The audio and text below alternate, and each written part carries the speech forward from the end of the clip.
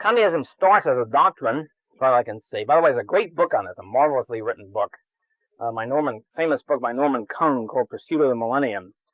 It's in paperback. He writes about these guys in loving, quote unquote, loving detail.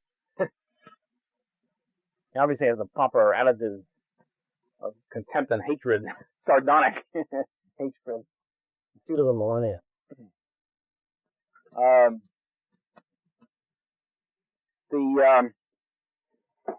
It starts apparently with a very extremely influential, extraordinarily influential medieval, or earlier than that, heretic, late 12th century Italian mystic Joachim of Fiore, born and lived in Calabria in southern Italy, became an abbot and also a hermit. Let's see, his 1145 1202, late 12th century.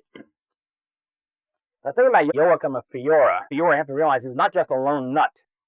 He was extremely influential. He almost converted a couple of popes. In other words, he was just this close to translating this to Orthodox Catholic doctrine. Basically, what he said was, well, first of all, he launched apparently the idea of the prophecy, that you have to look at the Bible to find out prophecy of the end of the world, etc., concentrating, of course, on the book of Revelation. And he came to the conclusion that history was destined to move through three successive stages. There are always three, by the way, in all these things. It's very much, again, like the Plotinus thing. You start the first stage of unity with God, and the second stage of alienation. This is a different version, but more advanced, so to speak. The first age was the age of the Old Testament. Okay? So we have the age 1, Old Testament. This was the age of the Father and Holy Trinity. It was the era of the Father, or the age of the law. You have the Father and the law. Called a theonomic.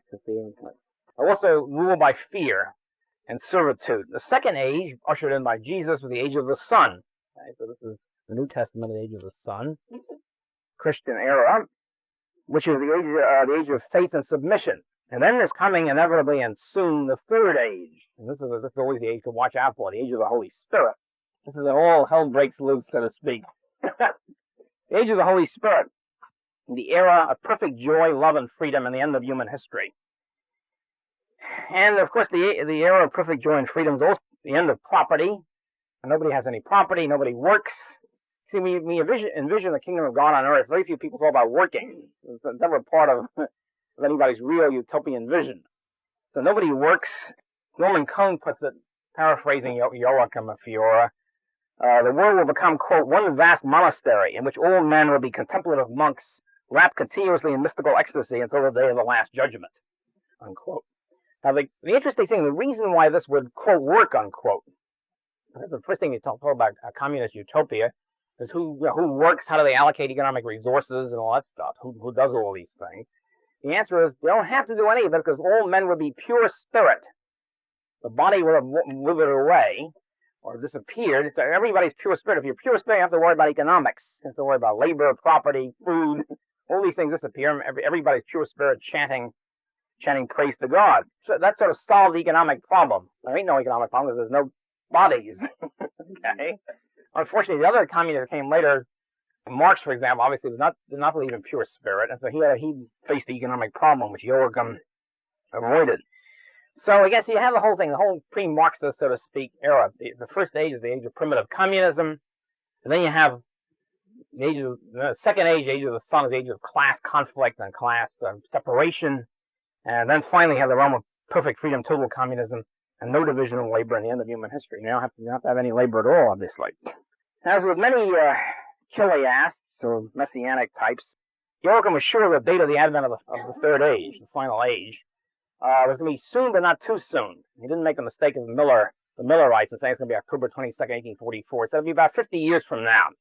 50 years is a good time because it makes everybody hopped up, and yet it's not soon enough so you're tested quickly by empirical reality. So he said around 1250 will be the ushering in of the third age. And the third age will be ushered in by a cadre of vanguard order of people who will usher in this third age, who will prepare the way and sort of lead the path here.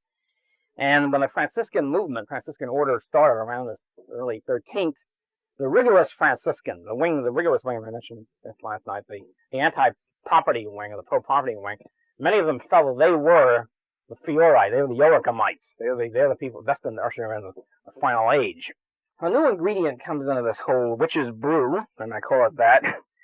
Around the same time, at the end of the 12th century, a little bit later, Joachim, the University of Paris, which in those days was the great center for theological studies, a learned professor of theology, a favorite of the French royal court, at least until he came up with this doctrine, was following Amalric, whose followers became the Amorians, the Amorian movement. Amalric doctrines were condemned by the Pope. He did not almost convert the Pope, and forced a public recantation, and died shortly thereafter. The Amorians were students of theology in Paris, usually his students or students of his students. And they influenced many people and distributed many popular works of theology in the vernacular. Since most people couldn't read Latin, it was difficult to influence them in Latin, so they were propagandizing in the vernacular. Their leader was Father William Orifex. In other words, he was the Amorian, which means gold in Latin. Apparently, he was either an alchemist or a goldsmith. It's not clear. He had some professional connection with gold. At any rate, the Amorians believed they had a very similar doctrine. They added some more spice to this. For the Old Testament, they said each age had its own incarnation, where God is incarnated in man. The first age, Abraham was the first incarnation. The second age, of course, Jesus was the incarnation. The question is, who would be the incarnation of God in the third age? Well, obviously it was them, the Amorians. They were the incarnation of God in the third age. It usually is, by the way, with third age types. They become the big prophet, the Messiah. Fulfill human history, end it and fulfill it. Fulfill it and end it, I should say.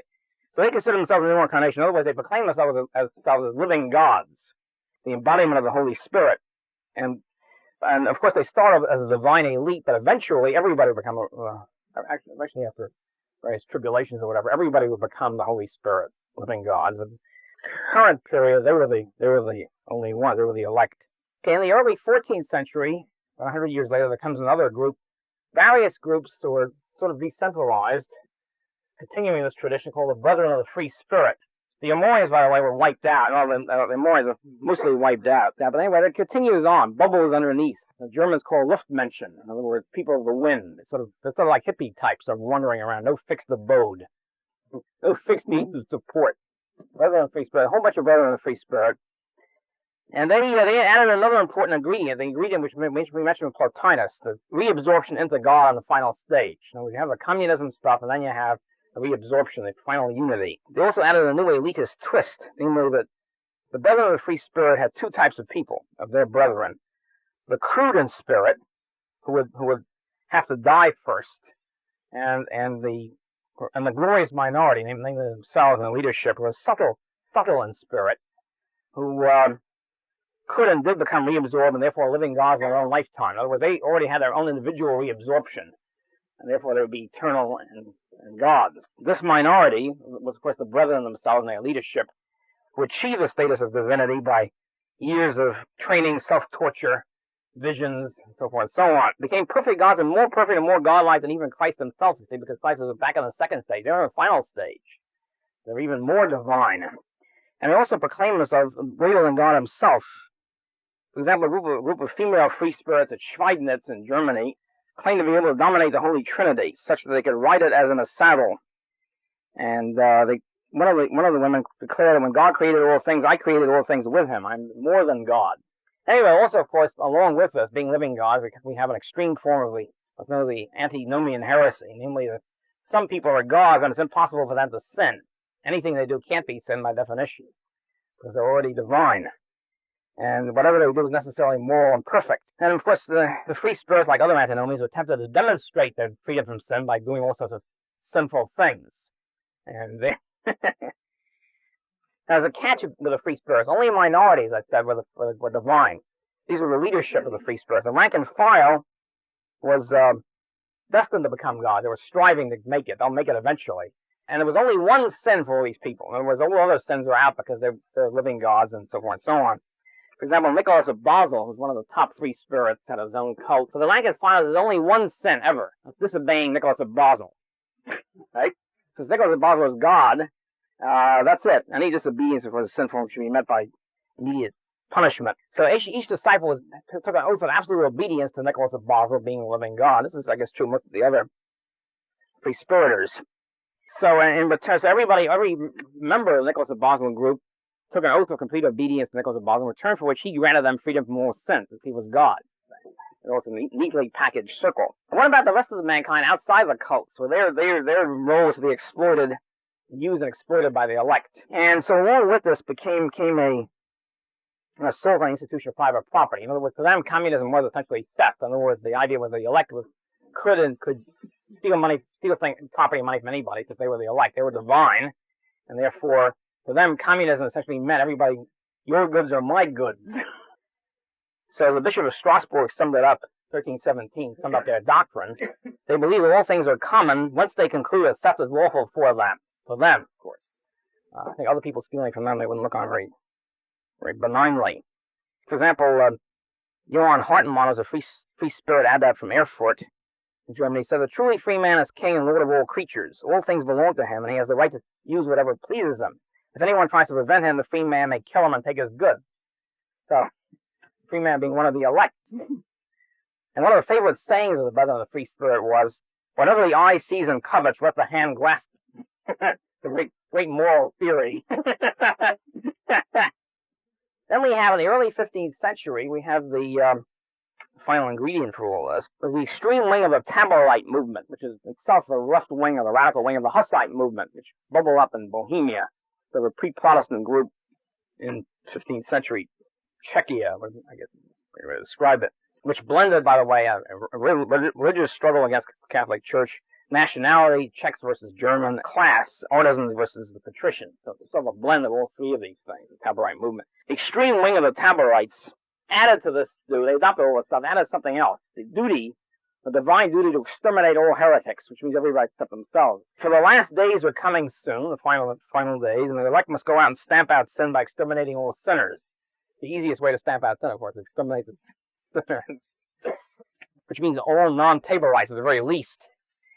So the sinners are enemies of Christ, and quote, accursed be the man who withholds his sword from shedding the blood of the enemies of Christ. Every believer must wash his hands in that blood. Having that mindset, of course, they didn't stop at intellectual destruction. In addition to killing all non-heretics, they would burn all non-heretical things like books, images, paintings, libraries, and so forth and so on. Besides, the elect have no need for books. When the kingdom of God on earth arrives, there will no longer be, quote, need for anyone to teach another. There will be no need for books or scriptures, and all worldly wisdom will perish. I guess all people, too. The general destruction of everything, theft and general destruction. And, of course, again, the Taborites were going to return to a lost age, an alleged lost age of early communism. Everything was great. Society with no private property. And, of course, in order to do that, you have to exterminate the cities, which are centers of sin and avarice and luxury and greed.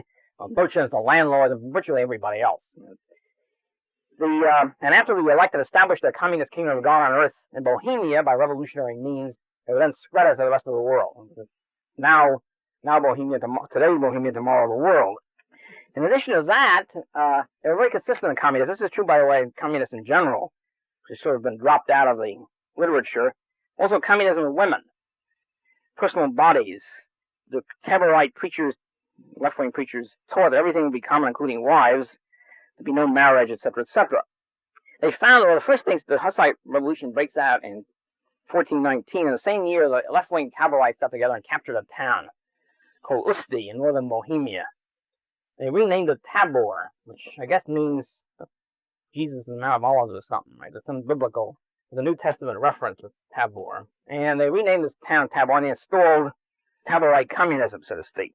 Engaged in a communist experiment, owning everything in common, dedicated to the proposition, quote, that whoever owns private property commits a mortal sin, unquote. All women were owned in common, true to their doctrines. If a husband and wife were ever seen together, they were beaten to death or otherwise executed. A form of execution can lead to your imagination. They also believed that they believed the unlimited right to consume from the common storehouse. They had a common storehouse. Nobody gets paid. Everybody sort of takes what they need. Except the Taborites, of course, felt they were exempt from all work, since they were divine. As a result of nobody working and everybody taking from the common store, there's not much production left. Very rarely, the common store disappears, and who's going to contribute to it? It's one of the great communist problems. So then, since the common store of the Taborites and Usti was gone, they decided, well, now we rob and exterminate everybody outside of Tabor. we externalize the movement, so to speak. The moderate Taborites were, of course, very much against this. They said that many communities never think of earning their own living by the work of their hands, but are only willing to live on other people's property and to undertake unjust campaigns for the sole purpose of robbing. Anyway, with alienating everybody around them, the peasants, everybody out there, the Taborite, the Usti experiment quickly collapsed, was wiped out. But again, it keeps bubbling on. There's the idea picked up by other groups. One group of the Bohemian Adamites, who added another special. Each one of these groups adds their own special contribution to this great movement. The Adamites, again, like the free spirits, believe they were living God, superior to Christ. And one of the reasons why there's a reason why they were superior to Christ, because Christ is dead and they're still alive. That's one of the least convincing reasons I've ever heard. At least short-sighted, certainly. Again, not only were all goods strictly owned in common by the Adamites, the marriage was considered a heinous sin. Puberty was compulsory for the Adamites. Since the chaste were unworthy to enter the messianic kingdom. Any man could choose any woman at will, and the will would have to be obeyed. Also, the Adamites went around naked most of the time, imitating the original state of Adam and Eve, or the alleged original state. Also, another peculiar thing, the government, there's a famous quip that whatever, in the 20th century, whatever is not prohibited is compulsory. Well, the Adamites both made promiscuity compulsory and restricted, because it was compulsory, but only with the permission of the Adamite leader, his name is Adam Moses. And so, in order to engage in compulsory promiscuity, you have to have his permission. Again, like all these other gods, the Anamites regarded it as a sacred divine mission to exterminate all the unbelievers in the world, wielding a sword as a marvelous image, I think, wielding the sword until blood floods the world at the height of a horse's bridle. I guess it's high, something like that. They were God's scythe, sent to cut down and eradicate the unrighteous. These groups began to use the agricultural image of the scythe. I am God's scythe. And at any rate, they were finally crushed by the moderate Hussites, moderate Taborites, you might expect. They were robbing and killing everybody they could, sallying forth a commando raid to rob and kill the unrighteous. They were finally smashed. But again, it keeps popping up, and then we get now to the Anabaptists. This is after the Reformation comes and lets loose a lot more of these people.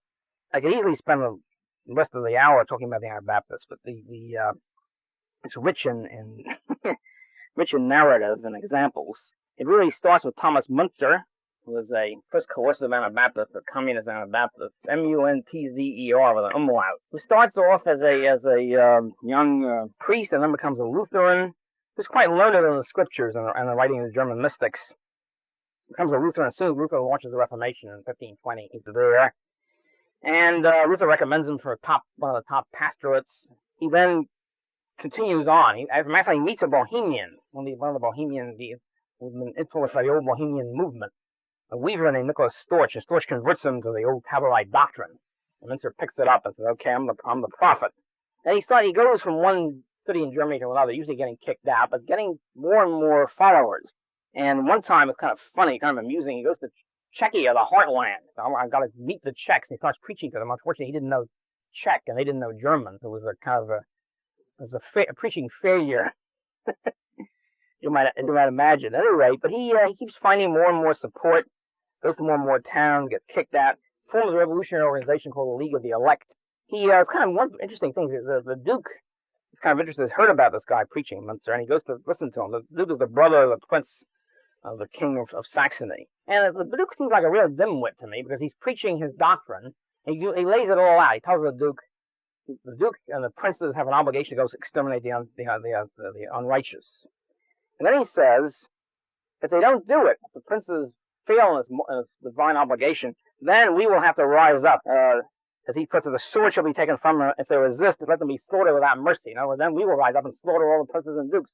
And somehow the Duke didn't realize the implications of that. Most guys are sort of an interesting preacher. He gets started, he imposes a communist regime, he takes over the town of Mulhausen, decrees all property be in common, and as one contemporary observer said, he so affected the folk that no one wanted to work. Again, the other guys will contribute according to their ability, and we'll take according to our needs. Seems to be the practical implication of all this. And they talk about love a lot, communism and love, but basically what it means is theft and general slaughter. Anyway, Münster gets wrapped up in the Peasants' War, which was a much more general thing at the nobility, and his wing of Anabaptist peasants get involved in that, and he gets finally chopped up. But again, he keeps getting his body may be moldering in the grave, but his spirit, when marching on, he keeps picking up the cycle before he gets conked out.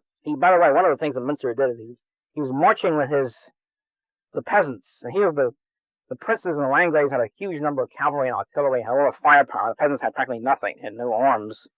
And he tells the peasant, gives his last flaming speech, holding aloft his naked sword, Münster, and he says, "Don't worry about it, because God had personally promised me victory, and he would catch all the enemy cannonballs in the sleeves of his cloak, and God would protect them all." Just at the strategic moment as he spoke, just as he got to the peroration, a rainbow emerged in the sky, and the rainbow is considered the symbol of this movement, sort of like an early rainbow coalition. And that was it. That was a sign that he would be triumphant. Of course, the whole gang was slaughtered. Peasants, him, whole business. But anyway, he misinterpreted the sign, I guess. And so other followers popped up, and finally we get town. They get a town, of course, around that. They get a real city. I mean, 10,000, which is a big city in those days. They get a city in northwestern Germany called Münster. I have difficulty myself distinguishing between Münster and Münster. But anyway, Münster was dead by this time, and Münster was the final, I think, a year's experiment in compulsory communism. This is 1530s, I think, 1532, 3, 4, in that period. Sort of a climax of the compulsory Anabaptist movement. And when they capture Münster, all the good guys, so to speak, leave. I mean, they have to leave. In fact, they're expelled. Well, first of all, some of his hopped-up theoreticians said, "Let's kill them all. Kill all Lutherans, all Catholics." And Münster, agreeing with rationality, entered the head of it. There were two heads of it, one named Mathis, the other one named Bakunin. After Mathis died, Bakunin takes over with his assistant.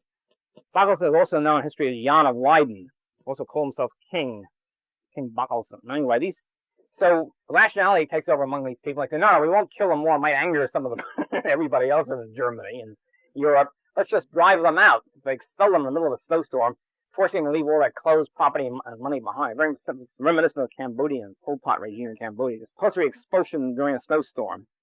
And so the good guys left, and the bad guy, every nut in Northern Europe, every course of Anabaptists flocked to Münster. This is it. This is the New Jerusalem. And the idea was that all the from Münster will flow outward, and everything else will be destroyed, and all the world will become one great Münster. So they all flocked in there. Whole different followers of different groups, the Melchiorites and the Rothmanites and a whole bunch of people. They all flocked to this great center. Anyway, so the first thing, of course, the compulsory communism. There's also one of the shrewd things they did immediately, Bakunin and Mathis and Bakunin. They compulsorily outlawed money, use of money, which was also done in Cambodia.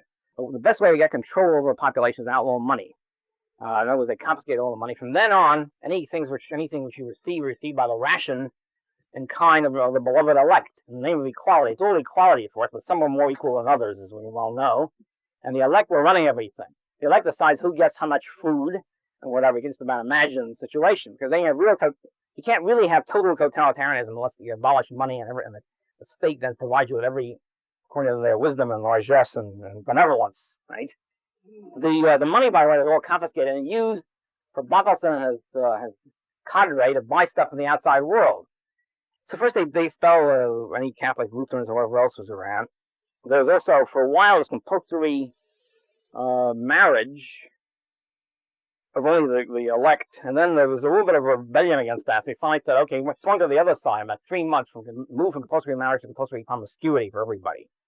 Communism of women again came in. But she took her like a duck takes the water, as a matter of fact. He immediately, very, very quickly, had 13 wives. Thereby unifying theory and practice. Anyway, Mathis, by the way, the reason how Mathis was the original absolute leader of this group, he got filled with too much hubris, and he was convinced that Easter, that God had ordered him and a few people to rush out and defeat the bishop's armies, and he rushed out there, and of course they were all hacked to pieces. Bakunin then becomes the king. He proclaimed had himself proclaimed king, by the way. So Bakunin says, don't worry, people, God will give you another prophet who will be more powerful, which of course was himself. Anyway, one time, by the way, when he instituted his new rule, Bakunin, he ran through the streets of Münster naked in a frenzy, falling then into a silent 3-day ecstasy. And he rose on the third day, as some certain other person did, and announced to the populace that a new dispensation had been arrived at, which was that God had revealed to him that he's now going to take over. he abolished the previous town offices and had him self-proclaimed elder and king and all that. And he would pick all the elders and all the rest of it. By the way, for any act disagreeing, any act whatsoever, I mean, there's a litany of stuff and go on and on. Any act, disobedience to the Bakelson, price, using money, disobeying or any kind of edict, including, by the way, lying, avarice, and quarreling, death penalty, immediate death. Death penalty is everything. It's total, I mean, death penalty, anything, quarreling, nagging, anything with death penalty.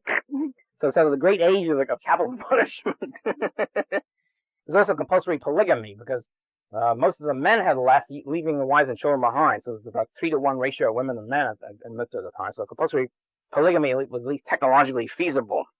And by the way, here's a great thing. I'll wind up on Bakelson on this note.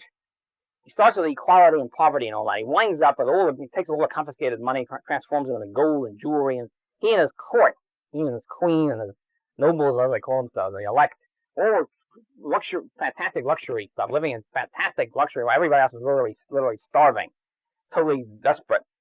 And his reason for this, because a few people I guess were a little bit edgy about this, how do you explain we have absolute equality, absolute communism? How come these guys are living in luxury? But that question was very interesting. What's this? We are now gods. We're now pure spirit.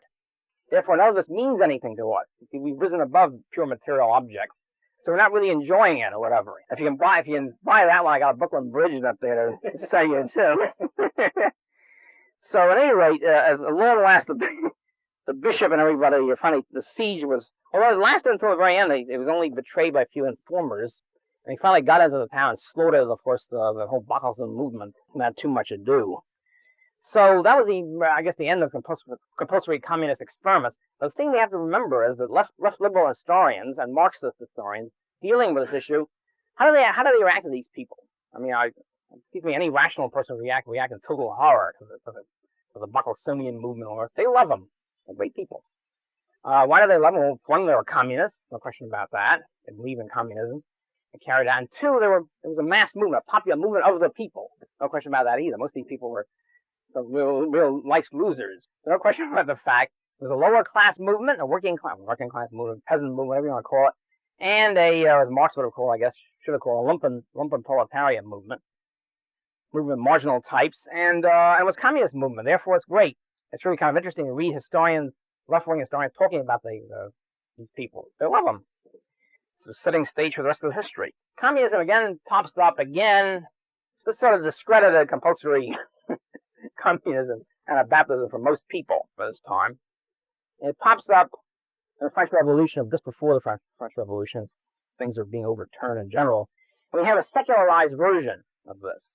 But not all secularized. We know, of course, that Marx was an atheist, but there was a real conflict, a real dispute until the very end, until 1848, really, at the time of the Communist Manifesto. A real dispute between Christian communists and atheist communists. They both really agree on everything except the groundwork. The atheist version, the secularized version, of course, we know about, it's called secular, and the communist version, which was the Christian version, which was that they are the prophet, the same stuff we're talking about. Just do a little bit on that. One problem, of course, the atheist communists had is what we call the agency of social change. It was how is this brought about? How's communism being brought about? For post-millennial types, it's easy. God brings it about through history. It's inevitable. The Messiah returns or the prophet returns and brings it about. For atheists, however, we have a real problem. How is this brought about? You can't rely on God or the third age anymore. Who's going to bring it about? And most socialists are communists. By the way, socialism and communism was very billowing all throughout Europe in the 1830s and 40s. All sorts of socialist groups, Owenites, Fourierites, a whole bunch of stuff. But anyway, all these people said, well, we educate the public, essentially educationists. But that, of course, was not suitable for Marx. Marx wanted to show it was inevitable, quote, scientific, unquote. It's gotta come about, the inevitable decreed by history. And of course, bringing in Hegelianism, alienation, dialectic, he was allowed to do it. He found his alleged inevitability, which gave him a leg up on everybody else who was trying to rely on people's will. There were also communist groups in the 17th century Civil War in England. I passed them by quickly. Fifth Monarchy men and the Diggers and so forth.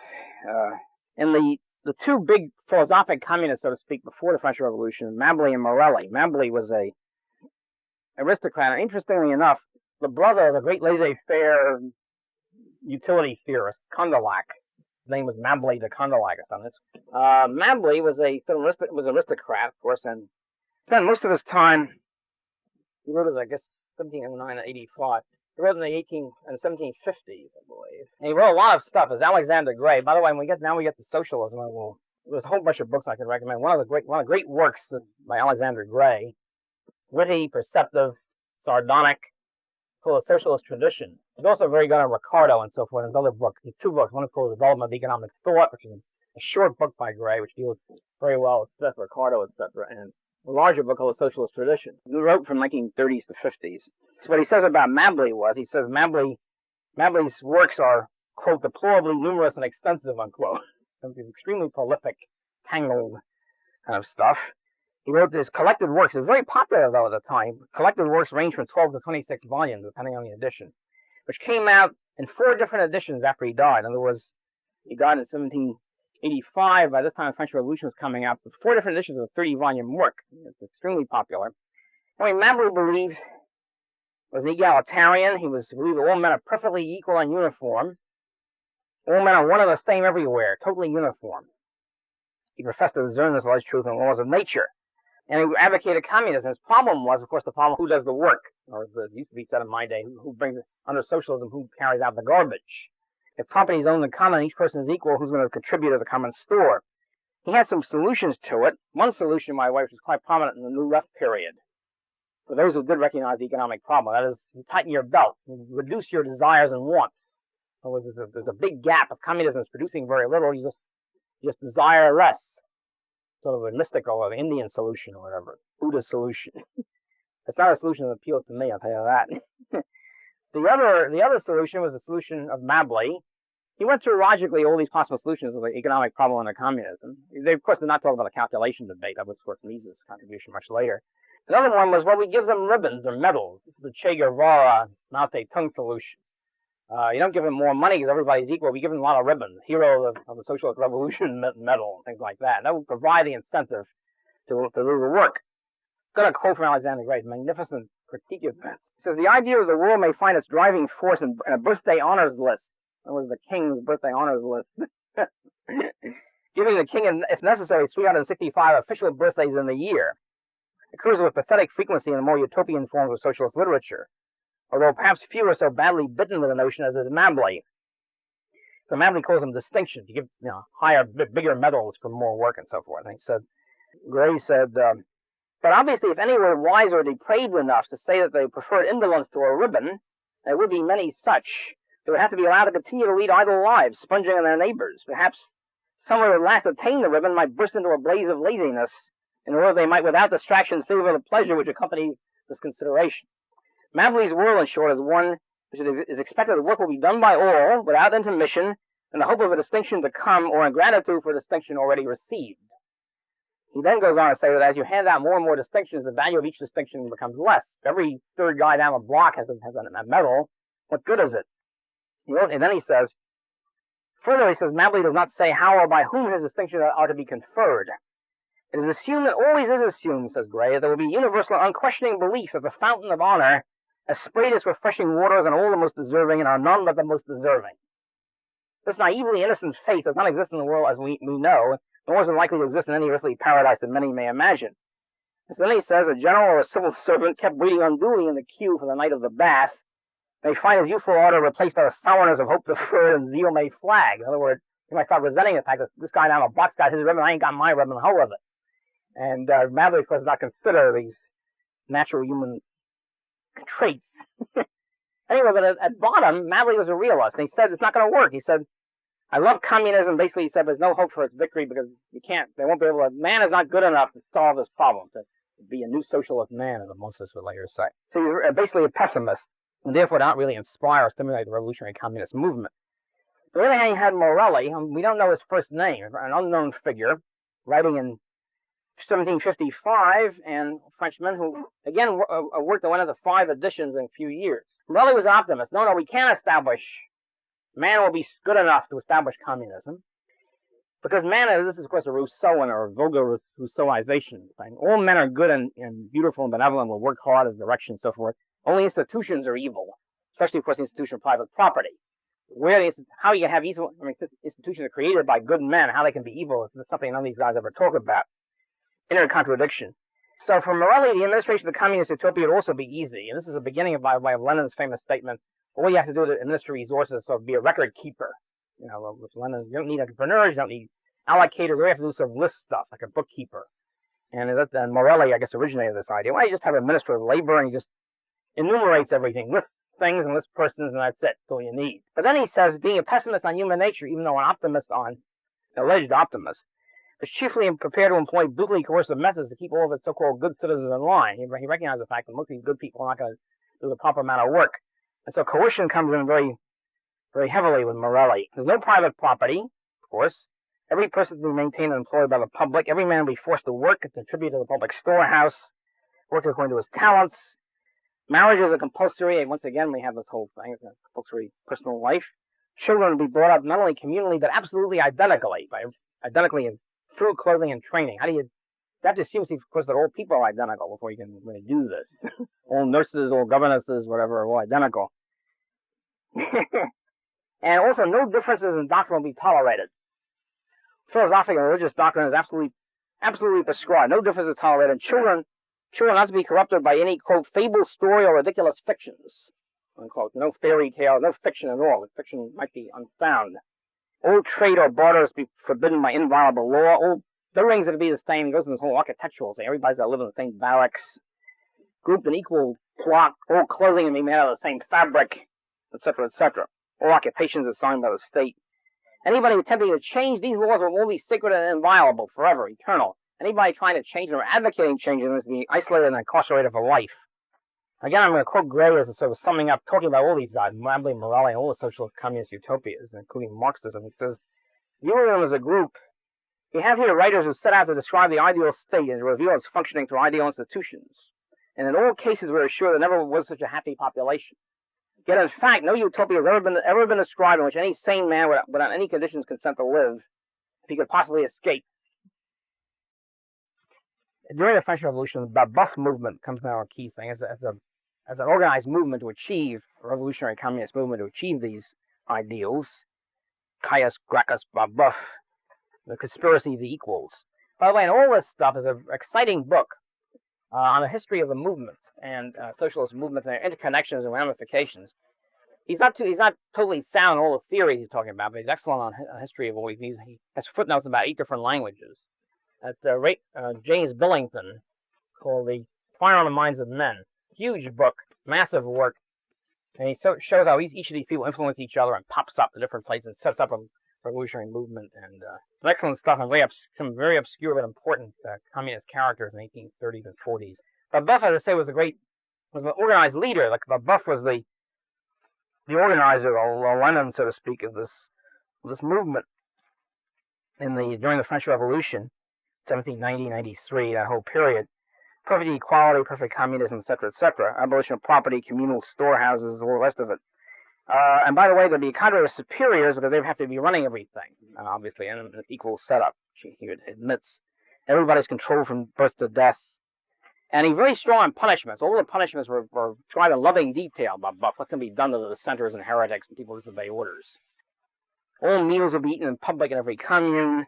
Compulsory attendance for everybody, for all community members, and he can't travel without permission of the administration, etc., etc. He's also against private entertainment, be strictly forbidden. Quote, lest imagination, released from the supervision of a strict judge, should engender abominable vices contrary to the common weal, unquote. That takes care of that. All divine revelation, because he's an atheist communist, would be banned by law. No belief in it. Anyway, he added to, as an organizer of the movement, rather than a theoretician so much, he said that we have to complete the French Revolution by total upheaval, bouleversement total, total upheaval and total destruction of all existing things. So that out of this a new and perfect world could then rise up out of this total rubble. As usual with these guys, the destruction was fairly clear. The new and perfect world was kind of cloudy. They'll emerge eventually. As Babeuf wrote the Plebeian Manifesto, which is sort of the ancestor of the first manifesto, ancestor of the Communist Manifesto by about 50 years, he winds up in his Plebeian Manifesto. He says, may everything return to chaos, and out of chaos may there emerge a new and regenerated world. As Alexander Gray comments on this, he says, what is desired is the annihilation of all things, trusting that out of the dust of destruction a fair city may arise. And buoyed by such a hope, how blithely would Babeuf bide the storm. Okay. The key of Marx was, I discovered that I was trying to read through Marxism and working in my book, and trying to winnow out from the 10 million words that have been written on Marx and by Marx, what it's all about. I finally came to the conclusion that the key is that Marx was a commie. Now this, you might think this is a fairly trivial conclusion, but it isn't, because I haven't read the Soul book, which has been highly touted. I understand that he doesn't even mention the fact that Marx was a commie. It's a key. Tells something about the book. Marx starts as a millenarian communist, atheist version. And then he tries to find the handle. He's not interested in convincing people and all the rest of it. He wants to come to the conclusion that it's inevitable. Like nature is the creed or whatever, it's going to come inevitably. And that's the so-called scientific aspect, scientific socialism against utopia. It's scientific, quote unquote, because the inevitable laws of history decree that will come about. And morality then becomes swinging in with the inevitable. But it's not that Marx is anti-morality, it's the moral meant anything which furthers the communist revolution, inevitable revolution, and the immoral is that which blocks it or stops it, or restrains it, I should say. So it's the idea of mankind is to help along the inevitable. It's Marx's famous metaphor of become the midwife of history. As Alexander Gray points out, a lot of obstetrical metaphors in Marx. So Marx starts off as a commie, then he tries to find the handle of why it's inevitable and what's going to come about. And the handle consists of an integration, I think a very interesting integration, of Hegelian, the alienation stuff. He starts off in life as a left Hegelian, the dialectic, alienation, and all the rest of it. And later on, trying to find the economic, and then he gets to the class struggle and alienation and and proletariat and class conflict. And then with the class conflict stage, why does capitalism inevitably emerge in a socialist revolution, communist revolution?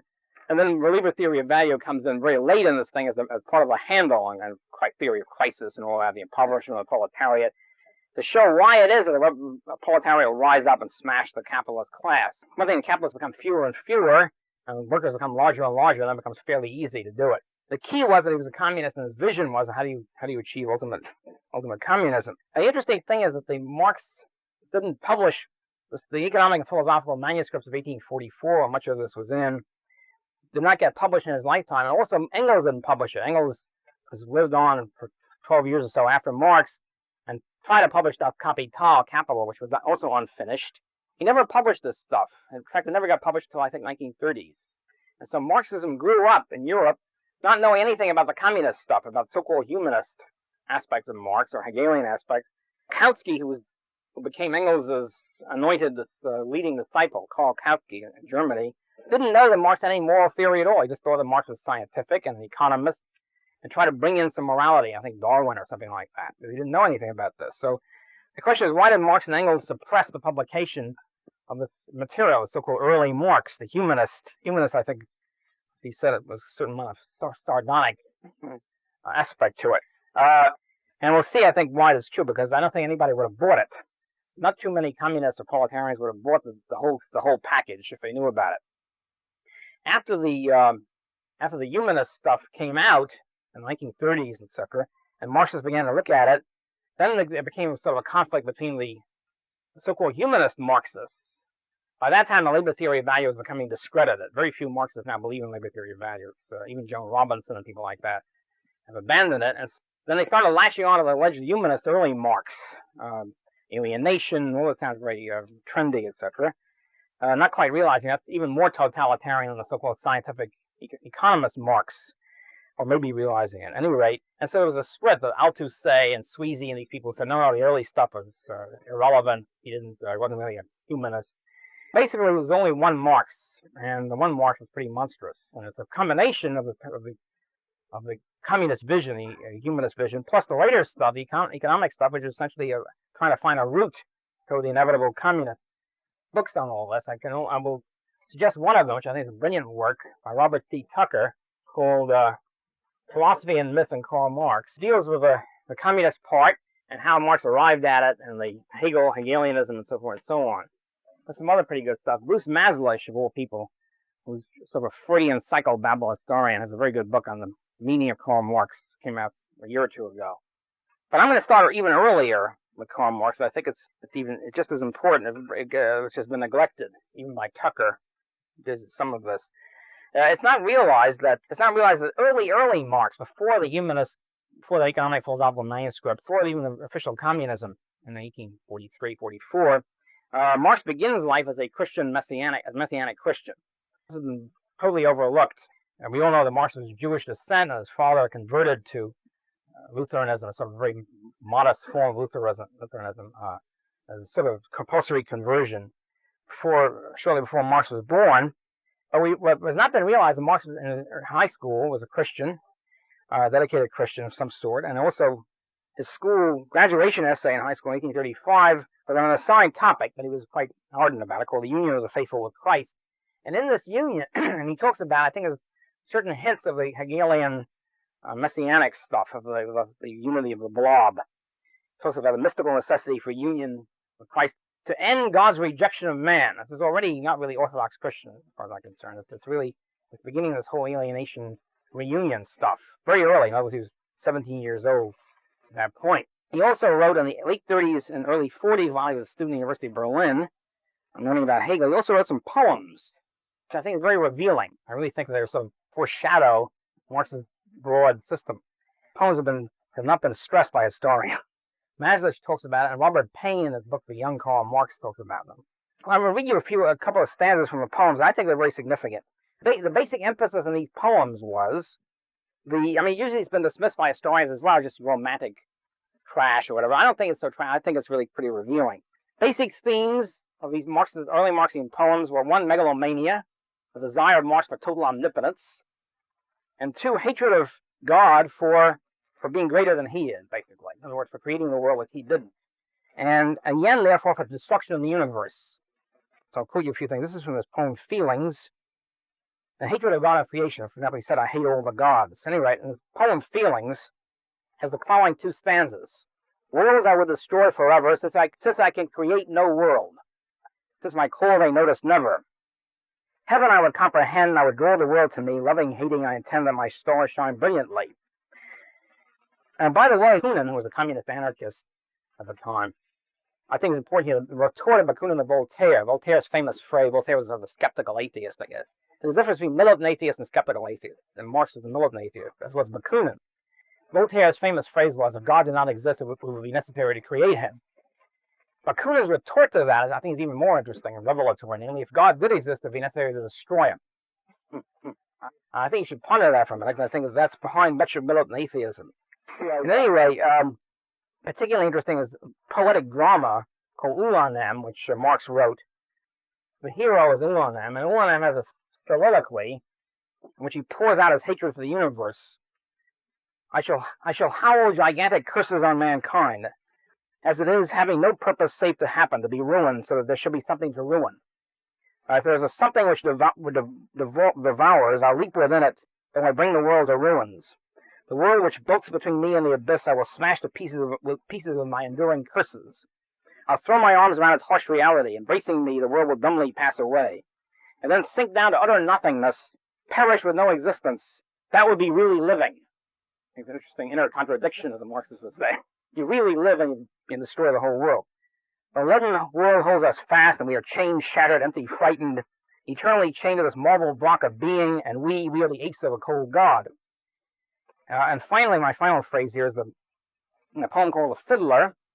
He says, with Satan I have struck my deal. He chalks the signs, beats time for me. I play the death march fast and free. I like the free part. I think it's very revelatory, considering Marx's later doctrines and so forth. Thirst for destruction with a new world somehow vaguely emerging afterward.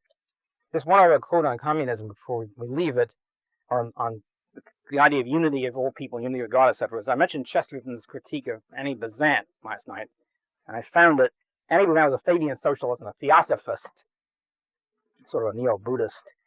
Chesterton writes, according to Mrs. Besant, the universal church is simply the universal self. It is the doctrine that we are really all one person, that there are no real wars of individuality between man and man. She does not tell us to love our neighbors, she tells us to be our neighbors. The intellectual abyss between Buddhism and Christianity is that for the Buddhist or theosophist, personality, it means individual personality, is a fall of man. For the Christian, it is the purpose of God, the whole point of his cosmic idea. I think that sets it off very nicely. As I say, I think the The labor theory value and all that stuff this is all peripheral to Marx's basic thrust. His aim of the withering away of the state, which has attracted, I guess, some libertarians, what he did is he took the phrase even, famous phrase of what's supposed to exist in communism of the government of men shall be replaced by the administration of things, is really a phrase coined by French libertarian theorist Charles Dunoyer.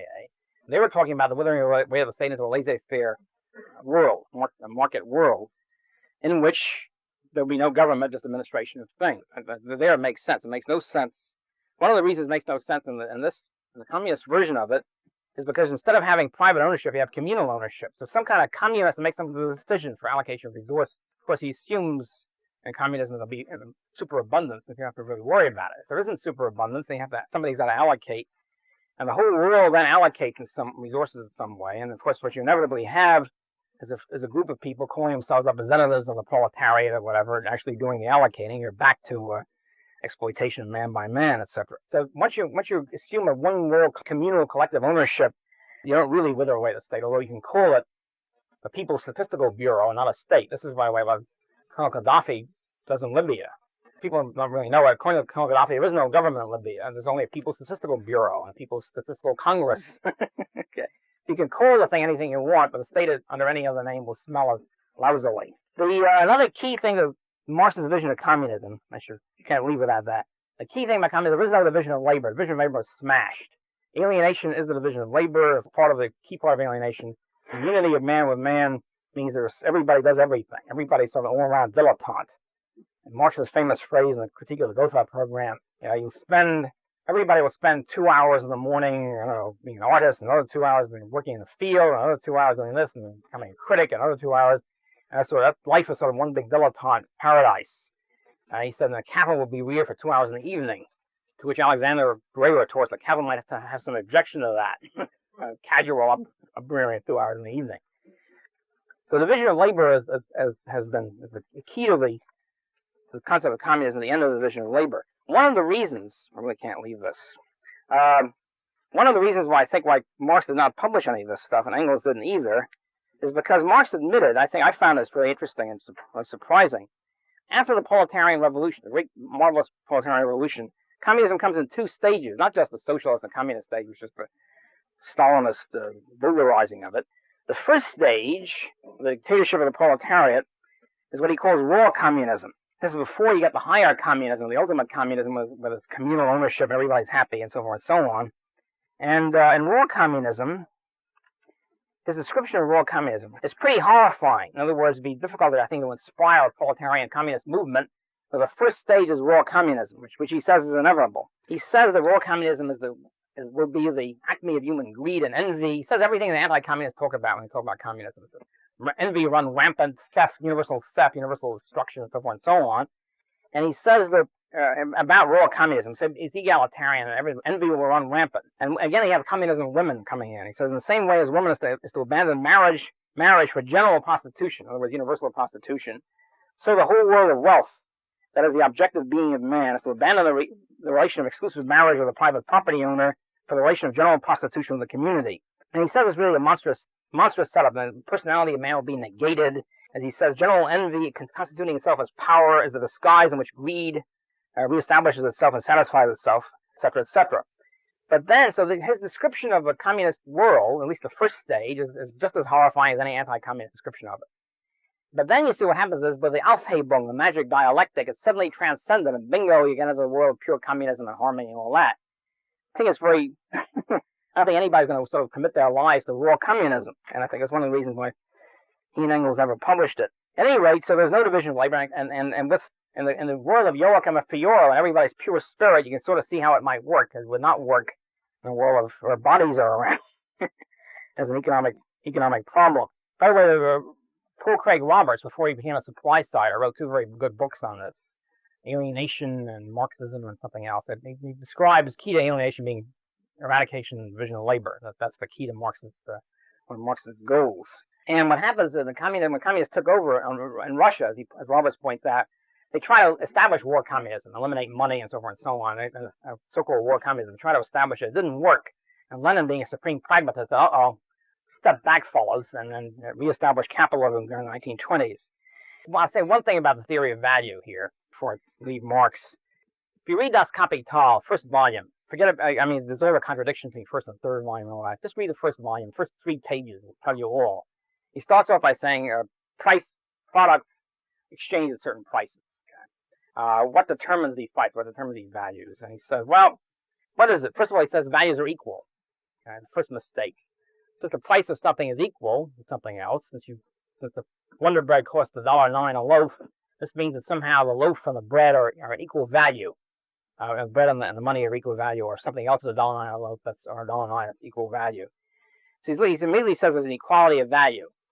That's the first mistake, since as we know, Austrian subjectivism is the fact there's any exchange at all means there must be inequality of values. Both parties value the product unequally. In other words, if I buy a newspaper for a quarter, it's not that I value the quarter equally with the newspaper, or a newsstand deal doesn't value them equally. Otherwise, why bother exchanging at all? What's the point of exchanging if we're both the same thing anyway? So the point is that both have a reverse inequality. I value the newspaper, getting the Washington Post or whatever, higher than I do my quarter. The newsstand dealer, of course, values the quarter higher than keeping the Washington Post. And we have a double reverse inequality of values. This creates the condition for exchange, for profitable exchange for both parties benefit. So there's no equality of value, quite the opposite. There's a double inequality. It's the first problem in Marx's formulation. Then he says, well, they have equality of value between these two things which are the same price. So what is equal about them? What is there in these things which are equal? Not of equal weight, that can't be it. Not of equal volume, that can't be it. He finally works the thing, it must be equal quantity of labor, after a certain exegesis. And at that point, you really don't have to read the rest of it, because you have about 4 or 5 fallacies all piled on top of each other. And then, of course, there's a problem. How do you get, how do you arrive at different prices that have same quantity of labor and all the rest of it? There's a whole bunch of problems with labor theory of value, which I need not go into. Böhm-Bawerk had a famous refutation of Marx's theory of value and theory of prices, which is available in edition, separate edition. I think it's called Karl Marx and the Close of the System. Unfortunately, what happens is always when Marx is refuted, the Marxists have a fallback position. So it's very much like a religious cult. You have a fallback. If Marx makes a whole bunch of predictions or a whole bunch of statements which turn out to be wrong, he doesn't change the terms of the argument. He'd say, well, he didn't really mean that. And so Marx obviously meant to explain the price system by his labor theory of value. But it turns out he couldn't explain it. The Marxists say, well, he didn't really mean prices. He just meant value in some mystical inherent sense. It had nothing to do with prices. So that's one way of wash that out. So you can't really refute it at all. A second thing, Marx's famous prediction of why it is we'll have a inevitable proletarian revolution, that the workers get worse and worse off, the impoverishment of the working class, and they finally rise up in desperation. So it's obvious through history, in the 19th century and 20th century preceded, the workers are getting better and better off. So it doesn't just refute Marx's key prediction about why proletarian revolution is inevitable. So the Marxist fallback position was he didn't mean absolute impoverishment, he meant relative impoverishment. He meant that the workers, even though they might be much better off than they were 50 years ago, are still less well off than Rockefeller or Bunker Hunt. So, you change the terms. I can't see anybody really engaging in bloody revolution, committing their life to bloody revolution because you only have 1 swimming pool instead of 5. Somehow it's the so-called relative deprivation. This is, by the way, the gimmick by which everybody's always have a huge number of people under the poverty line. Keep redefining the poverty line. So poverty doesn't mean subsistence, it means whatever. TV sets, if you don't have a TV set, they're now called under the poverty line. And so you keep pushing the so-called poverty line up, so you always have at least a third of the population impoverished. You can never eliminate poverty because there's always some guy with five yachts instead of 1. So, by the way, somebody asked me about Tom Sowell's book on Marxism. I think it's a highly inflated work. Not only doesn't he talk about communism, which is the key, he also criticizes Böhm-Bawerk and the absolute deprivation from the same Marxist position. He takes the Marxian line that he didn't really mean it, and it's really not. He really means relative deprivation. He wrote the book when he was still a Marxist. If you look at Sowell's footnotes, there's nothing after about 1965, which is the key to the composition of the book. He sort of took the book, he's now a big shot, slap together a book and call it, and take your old notes and your old whatever and articles and slap it together and publish it. It's not unique to Sowell sort of process. I got to talk about 19th century America and post-millennialism. Okay, it's a short course in American history, and it's very important. In the early 19th century, 1820s approximately, the Pietist movement develops. Before that, I wouldn't say that it's too extreme to say Christianity died out in the United States, but almost did. In other words, most Christians were now Unitarians of some sort. Christianity was sort of dying out, and I don't know if it died out in Europe, but Europe Pietism also begins around the same period. And for example, the founding fathers were all deists. Even George Washington is always held up as a great Christian. He's not a Christian at all, he's a deist. Actually, of the founding fathers, the only ones who were really Christian were the older ones, and Sam Adams and Patrick Henry, who were a little older than the rest, who were still Calvinist Christians. The others were all sort of, I'd say, deists, which means that God is a great clock maker, so to speak. God created the world, created natural law, and then left, and then everything runs by itself, sort of. Christianity then is revived in the early 20th century in the United States and also in Europe, although I'm not going to make a dogmatic pronouncement about Europe, by Pietism, which is a new form of Christianity, I think brand new, through the revival movements, which we're now fairly familiar with. Those days it was a big new thing, where you arrive at Christianity through a mystical experience, or emotional mystical conversion, with revival meetings, with rolling on the floor, speaking in tongues, and so forth and so on. You're born again. We need not just a regular baptism, but another baptism, the baptism of the Holy Spirit. A second baptism becomes necessary. With this new form of post-millennial pietism, swept Protestantism almost taking over almost completely, especially in the North, especially in Yankee country. I define Yankees as being a cultural group who were originated in rural New England, not so much Boston or the city, but rural New England, rural Connecticut, Massachusetts, etc., and then emigrating. They were big migrants, emigrating westward into upstate New York, western New York, northern Ohio, the famous western reserve area, northern Ohio, northern Indiana, northern Illinois. Okay, this is Yankee country. And the Yankees were always compulsory conformists. One historian called Yankee imperialists. They wanted to crush all dissent, one form or another. It was the Yankee who originated of the public school system in the United States, for example. Force everybody in the public school and teach them the correct doctrine. So the Yankees took to this like a duck takes to water, this new form of pietism. Essentially, the new form of pietism was as follows. Creeds are not important. Whether you're a Presbyterian, Methodist, Baptist, doesn't make any difference. It's all interdenominational, as long as you're a Christian. Law is unimportant. The Bible is unimportant. The key thing is sort of personal relation with God. And this is, by the way, the origin of the YMCA movement, all these interdenominational movements, because divisions between churches, between Protestant churches, are unimportant. Each individual, then, is sort of naked to his creator. In other words, his personal relationship with God and man. And the church is unimportant, too. And whether you're a church member is really unimportant. Which church you belong to is unimportant. And the Yankee wing, which is called evangelical pietism, different from the Southern pietists, became sort of quietist types. You try to achieve your born-again conversion, that's it. You don't bother anybody. It has no political implication. Evangelical pietists believe as part of the pietism that you can't be saved unless you maximize the salvation of everybody else. Key. In other words, it's not just you like to have a missionary thing and try to bring everybody else to the Word. More than that, it's your divine duty, otherwise you won't be saved, to try to maximize everybody else's salvation. So in order to do that, in order to maximize everybody's salvation, you have to eliminate sin, occasions for sin, and so forth and so on. Okay? And so very quickly, of course, they became big statists because they used the government as a sort of a shortcut to stamping out sin and trying to create the conditions of this to save the individual soul by helping them by stamping out sin. And so what you have from the very beginning of pietism, from 1830s until 1920s, really, I mean, from the whole 19th century, you have a situation where all these guys were constantly spending their time trying to outlaw sin on the local and state level in the United States, meaning anything which interferes with your theological free will. These were theological free willers, so that anything which clouds your mind, so to speak, and interferes with your free will should be outlawed. This meant in practice demon rum, number one, liquor. Liquor is evil. They broadened the definition of sin. There's one Catholic opponent that said they made sin what God did not. So anything liquor is sinful. Liquor clouds your mind, interferes with your theological free will. Liquor is evil. Anything on Sunday except going to church is evil. It must be stamped out.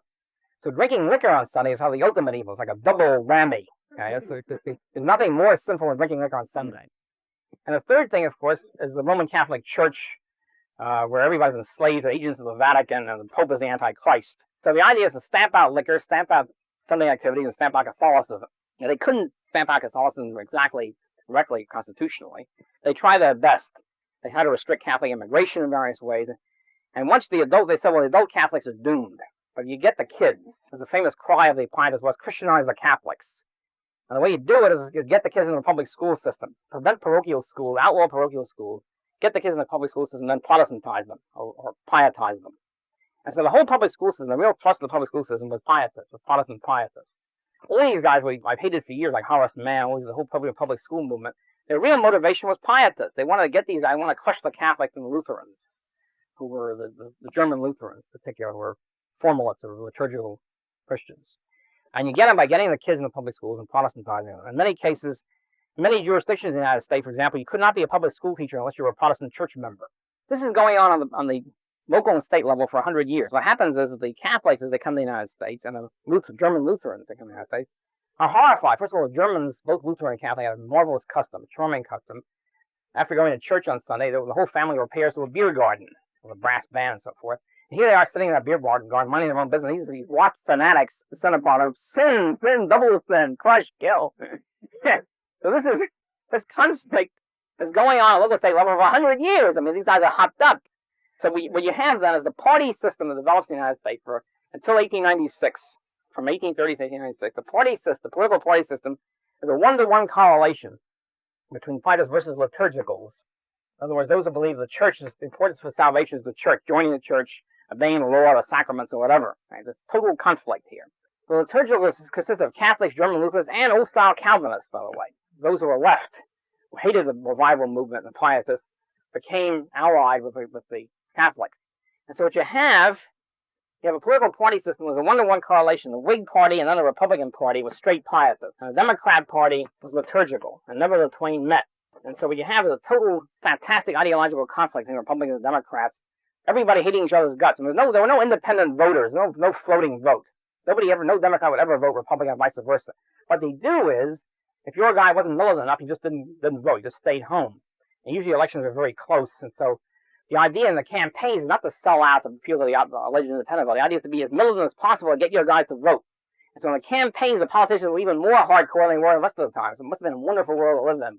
And the thing is, the way it worse than economics is, that these guys, the economic creed was sort of a generalized consciousness from the religious creed. In other words, the Republican leadership and the Whig leadership would tell their people, look, just as you need big government on the local level to stamp out sin and liquor and dancing and things like that, in the same way you need government on the economic national level to stamp out cheap foreign products and cheap foreign people and increase purchasing power by inflation, by printing more money and so forth and so on, and high tariffs. In other words, there's a direct relationship between the big state and the national economic level and the local level. In the same way the Democratic leadership, or all laissez-faire liberals, would tell their people, look, the same WASP SOBs are trying to outlaw your liquor in your parochial schools are the people who are trying to keep out cheap foreign products and special privileges and decrease the value of your savings to inflation. And so this is how people got hopped up. This is why you have illiterates writing books and pamphlets on gold and silver and banking. I can't get my own students interested in this stuff. There's people writing pamphlets. They're all hopped up. The reason they're hopped up is the original religious motivation. In this situation, unfortunately, one of the blank moments in American history came in the Democrat Convention of 1896, when the Democratic Party, the great liturgical, known as the Party of Personal Liberty. By the way, the Democrats were known as the Party of Personal Liberty, both of themselves and other people.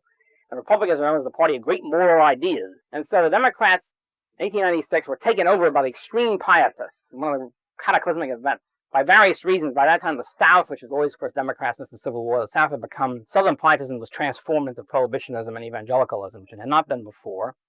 And the mountain states were created. You know, can you imagine how many people there were in Idaho? There are no people in Idaho now. Can you imagine how much there were in 1890? These states, these phony states, were all created by Republicans. They knew they were pietists. Most of these people were pietists, and they wrote Republican. And within the Democratic Party, they were pietists. And so Bryan, one of the most evil people in American history, William Jennings Bryan, was able to form a coalition between the Southern pietists and the mountain pietists to take over the party and kick out the liturgicals. At which point, the whole laissez-faire movement drops out. In other words, the Democratic Party had been the political embodiment of laissez-faire and libertarianism, liberalism. There was now no longer any political party to reflect this. Both parties were now pietists, more or less. And so this left a power vacuum for experts, intellectuals, progressives, etc. to take over. Results we all know. This is lead into a couple of these progressive intellectuals I can't ignore, both philosophers and economists.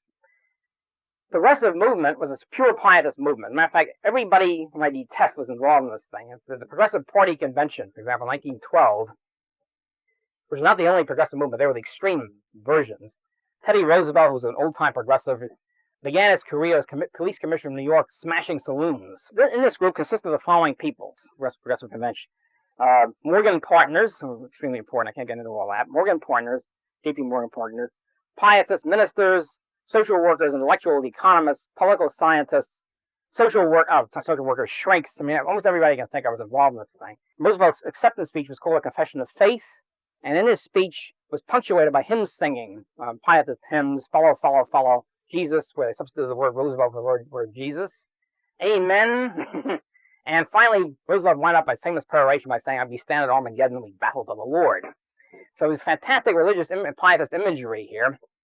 What you have is all these guys, all these progressive intellectuals, from John Dewey, Richard T. Ely, all these people, every one of them, it's bing, bing, bing. They all grew up in pietist homes. They're all rural New Englanders or rural New Yorkers, whatever, all Yankees. Usually their father was a preacher or the mother was the daughter of a preacher. They usually kept a very strict Sabbatarian home. Nothing was done on Sunday except the praying, etc.